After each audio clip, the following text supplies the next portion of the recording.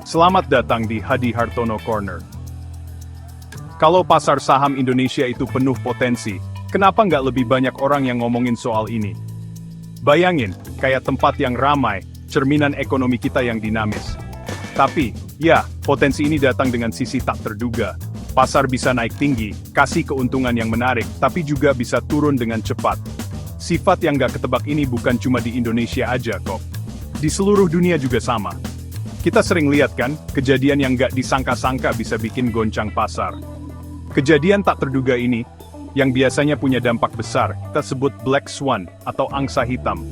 Ibaratnya gini, kita lihat banyak angsa putih, jadi kita pikir semua angsa itu putih. Tiba-tiba muncul angsa hitam kan? Perkiraan kita jadi salah. Di dunia keuangan, angsa hitam ini adalah kejadian tak terduga yang bikin perubahan besar. Kejadian ini mengingatkan kita kalau masa lalu belum tentu jadi patokan untuk masa depan. Pasar saham Indonesia, meskipun banyak peluangnya, tetap butuh kita waspada dan bisa menyesuaikan diri. Kayak kita lagi bawa kapal di laut yang ombaknya nggak ketebak. Kita perlu keahlian dan pandangan ke depan, biar bisa melewati badai. Indonesia udah paham banget dampak dari angsa hitam ini. Krisis keuangan Asia tahun 1996, itu jadi contoh nyata. Waktu itu, ekonomi kita lagi bagus-bagusnya. Tiba-tiba jadi krisis yang ngeguncang negara kita. Banyak bisnis yang bangkrut, orang-orang kehilangan pekerjaan, dan pasar saham anjlok. Kejadian ini, yang nggak disangka-sangka banyak orang ninggalin dampak yang besar buat ekonomi Indonesia. Dan, nggak cuma krisis besar aja yang perlu kita pikirin. Perubahan kebijakan yang tiba-tiba, misalnya aturan baru buat industri tertentu, juga bisa bikin pasar bergejolak. Kejadian kayak gini, meskipun kelihatannya kecil, bisa berdampak besar buat investor dan sektor tertentu. Tapi kejadian angsa hitam ini ngasih pelajaran berharga. Mereka mengingatkan kita kalau diversifikasi itu bukan cuma strategi keuangan, tapi juga strategi bertahan hidup. Penting banget buat kita selalu dapat informasi terbaru, dan siap beradaptasi sama keadaan yang nggak terduga. Yang paling penting, kita belajar kalau di saat nggak pasti, ketahanan dan tindakan yang tepat adalah aset terbesar kita. Investasi itu nggak cuma soal uang, tapi juga soal mental.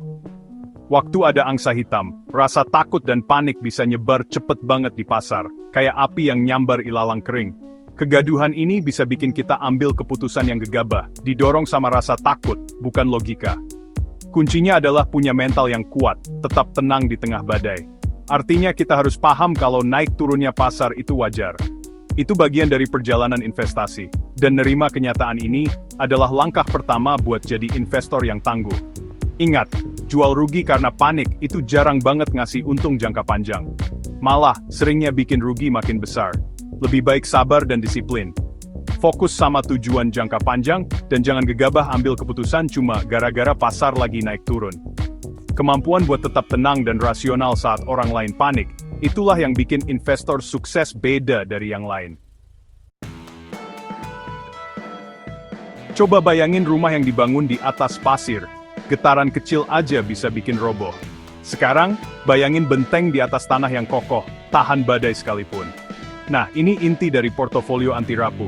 Portofolio yang nggak cuma tahan guncangan, tapi malah bisa untung dari guncangan itu. Diversifikasi itu penting banget.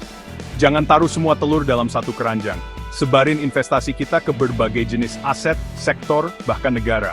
Ini bisa dengan investasi di saham, obligasi, properti, emas, atau bahkan buka usaha sendiri. Jangan lupa juga pentingnya dana darurat. Punya uang tunai bikin kita lebih fleksibel saat pasar lagi turun. Kita bisa manfaatin peluang yang muncul saat orang lain terpaksa jual aset mereka. Portofolio anti rapuh itu ibarat orang yang serba bisa, mudah beradaptasi, tangguh, dan siap hadapi hal yang tak terduga. Percaya atau enggak, pasar itu selalu ngasih sinyal lewat indikator ekonomi, berita, bahkan sentimen investor. Belajar membaca sinyal ini bisa ngasih kita informasi penting dan bantu kita perkirakan risiko atau peluang. Perhatikan data ekonomi yang dirilis, kayak tingkat inflasi, pertumbuhan PDB, dan angka pengangguran. Indikator ini nunjukin kondisi ekonomi secara umum dan bisa pengaruhi arah pasar. Ikuti juga berita geopolitik dan perubahan kebijakan yang mungkin berdampak ke industri atau sektor tertentu. Tapi ingat, nggak semua berita di pasar itu penting. Bedakan informasi yang terpercaya sama rumor yang gak jelas. Asah kemampuan berpikir kritis dan cari berita keuangan dan analisis dari sumber yang terpercaya. Bisa menyaring informasi dan nangkep sinyal yang penting itu. Benar-benar krusial buat ambil keputusan investasi yang tepat.